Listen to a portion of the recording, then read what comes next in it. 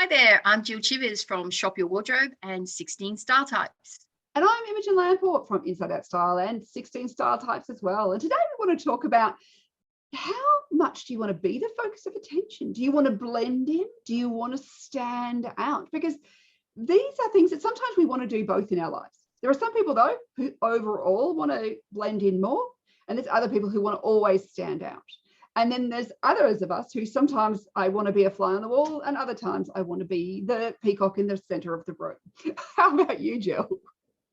Yeah, well, it's a really interesting continuum to think about. And I think even the terms that we use about standing in and blending in can sometimes be triggers for people. As an extrovert, I'm generally attracted to wanting to be in the mix, wanting to be part of the action.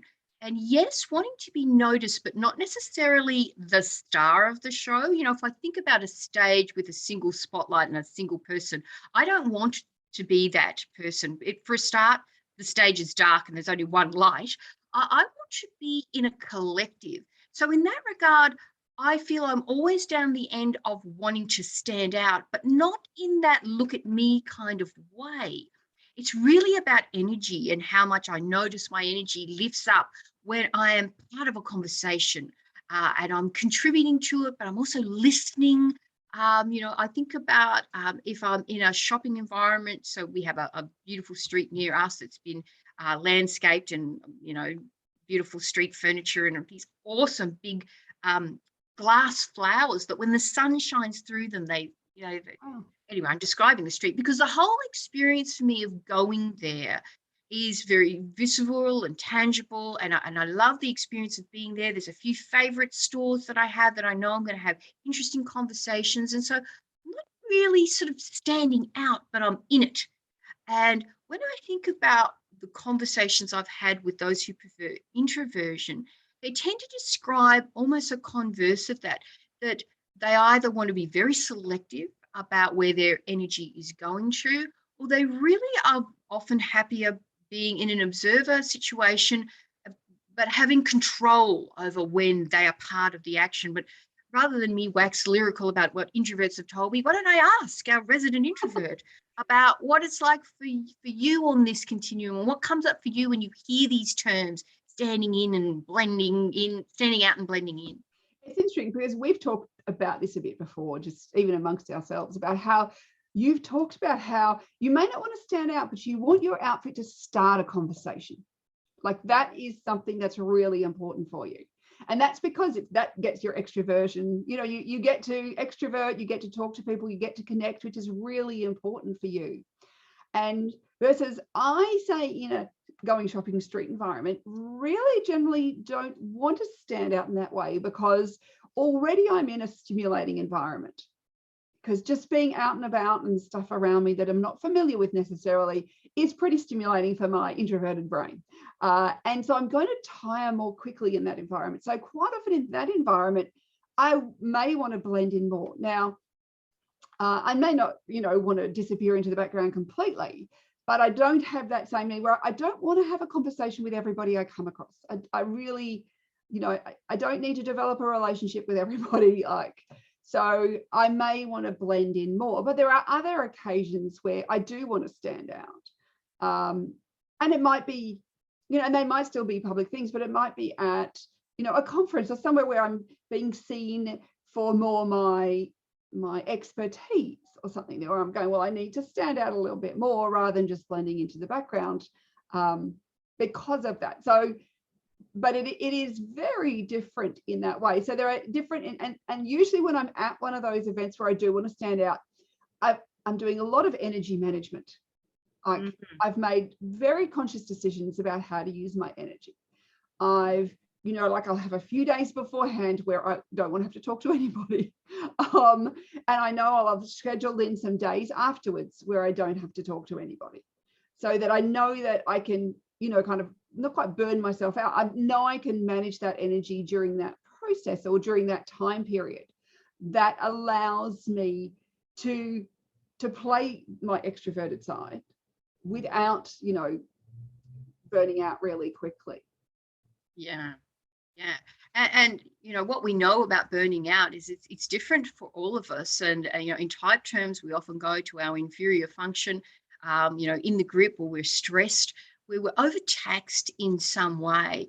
I remember in a leadership program that I was running, we did a dichotomy approach, and we were talking about extroversion and introversion. And a senior manager was saying she had this experience of doing a 3-hour drive to a holiday destination with a friend of hers. She didn't realize he was an introvert per se, but after talking about it, she was clear. He was so quiet. She said, I actually asked him if he needed to go to the hospital.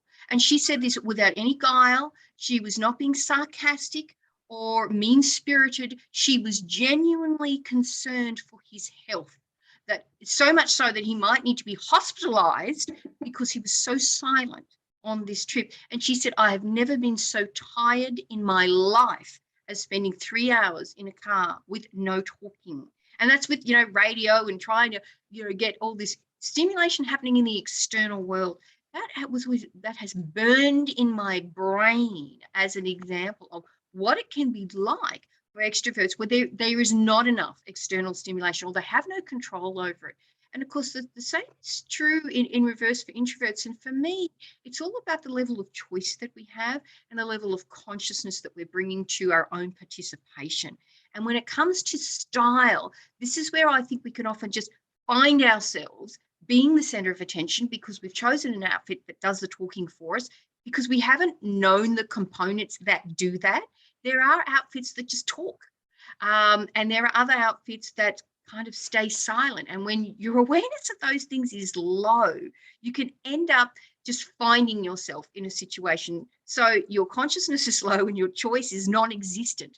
And this is where I think we can feel that our style is not being used as a resource to us achieving what we want to achieve. And that's where raising your level of consciousness so you can make better choices when it comes to your style, I think is so helpful. Yeah, that's so true. And we've talked before about introversion, extroversion, and color.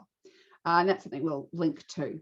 But it is a fascinating thing just in itself. Like, I'll notice that you can use color to grab more attention or to have yourself fade away a bit more if that's what you want to do. And I know I've talked about this before, how, say, if I have a very strong extrovert in the room, somebody who is, you know, like, and I'm doing teaching, I know that in those environments, I have to wear bright, warm colors, reds, pinks, those sorts of colors, just because it means when I move, people notice those colors. So warm, bright colors grab attention. That's why stop signs are red, why stoplights are red. There are, you know, many reasons why that red has been chosen for that, and it's because it grabs attention. So when I need to grab attention, if I wear a bit of red, it's actually very easy because I just have to move a bit and attention is coming to me.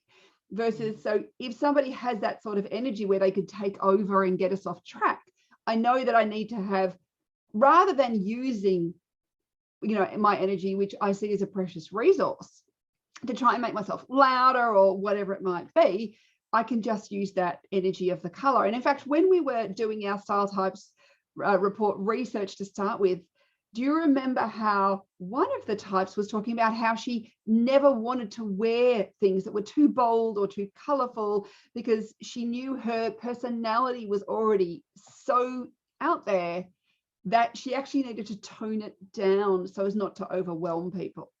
It was our ENFP. Yeah. Yeah, an extroverted type. Yeah, exactly.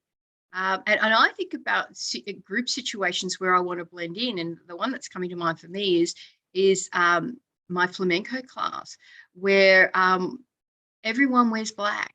Now, that is the convention in that it's a bit like ballet. So before I went to the advanced class that I've been going to, I made my own skirts. They were a riot of color. You know, I used different prints. There was a lot of leopard print in there. But as soon as I started going to this more serious class, this advanced class, I noticed how everyone wears all black. And it was really important to me to blend in with that group.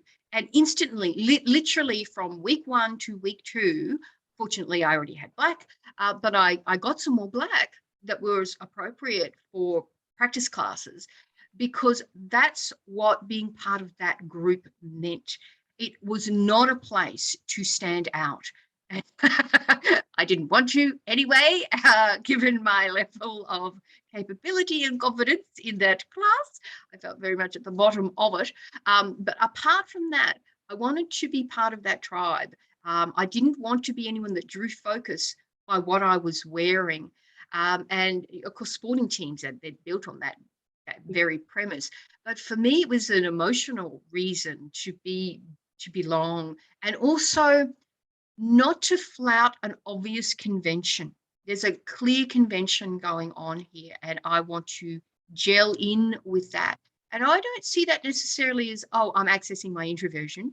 I actually see it as more of being about my feeling, and belonging to that group. And I felt it would have been actually really disrespectful, and it's something worse than disrespectful to not do that. Yeah, because that, when you were talking about that, really was saying to me that your feeling, which has a high drive for group harmony. Yeah. It's really important that that blending in happens in that environment. It's the right place to blend in. You're part of a team too. So that's where you kind of like, you're creating that team, that tribe, because we're all wearing the same, uniform as such. And that's really important for you to feel really comfortable and authentic in that situation. And this is where I think that group as well. Yeah, that kind of whole thing, that it's not just extroverts have to stand out all the time and introverts have to disappear, because there's a lot of really bad stuff on the internet. Like, all introverts, all they ever wear is black, and they just, like, disappear into the background. So many myths and untested assumptions, and quite frankly, rubbish content. Yeah. So I think this is where it's really interesting to think about, well, when are those situations, and that we can use our style, and we can use color. We can use these things. These are tools. And I think that's what most women don't really think about, their clothing as a tool. And I think it is something that we can think about, where you go, I can use this as a tool. Do I want to stand out today? What am I doing? What do I want to communicate? Do I want to stand out in some way or other? And I can stand out in a big way. I can stand out just in a little bit of a way. Or do I really want to blend in? Do I want to be a fly on the wall? Do I need to disappear? Or do I want to be just part of the tribe, part of the group? So there's lots of different reasons we may want to stand out or blend in. And in different situations. And so we don't have to just do one of those. And I think that's often, there is a bit of an assumption that extroverts always stand out, introverts always blend in. But then I think too, there's a big difference. Certainly I know with my sensing thinking types, particularly STJ types, that there is a real need to blend in many ways. That's a comfort. It is a comfort to feel like I'm right and I'm appropriate. And they talk about appropriateness of dress being like one of their number one criteria. Yeah, and balance is part of that as well. That sense of, there's a sense of proportion, and that can be physical proportion, as in I understand my body proportions and what suits it, but also proportion to the environment, proportion to my place in the environment, a sense of the overall scheme of things. And this is what our year-long program, Your Type of Style, we explore all these kinds of things. And we don't dish up, here's the answers for your type, but we offer really insightful invitations for you to discover for yourself. This whole idea of blending in, standing out, almost every question you could ask about your style is offered at some point during the 12 months. And you just give it this wonderful way of saying, if my style type is the lens that I'm looking at my style through, and I'm trying to express my style in a way that's deeply authentic for who I am at this moment in time, it really is this sort of unparalleled opportunity for you to define for yourself what standing out is, what blending in is, how it works for you, where it sits on your priority pole, and ways in which you can do it that just are resonant for you. Yeah. And I think that's what we're always trying to do. We're trying to help you find an authentic way to do it, where it's right for you, your lifestyle, the different occasions, because it's, as we've talked about just now, we have different times we want to blend in and different times we want to stand out. And, there's no one right way of thinking about it.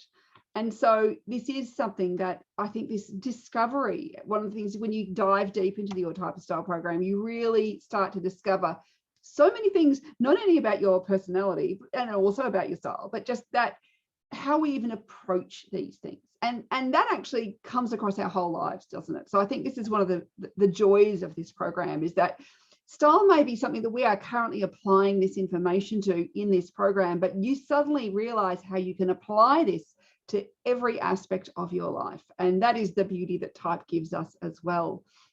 Such a greater understanding of, why we do things, the way we do them, all that sort of stuff that can sometimes feel like a bit of a mystery, or why don't I fit in like other people do? There's often those feelings that we may feel like we, don't fit in, or we don't blend in, and maybe we wish we did in some way. So I think this is one of those joys. Of course, if you're interested in the program, head over to the page. We'll pop a link in so you can find out more about it, because it is something, if you really want to discover how you find your authentic style, you will not find anything else like this anywhere in the world. Really, this deep dive into your personality and your style.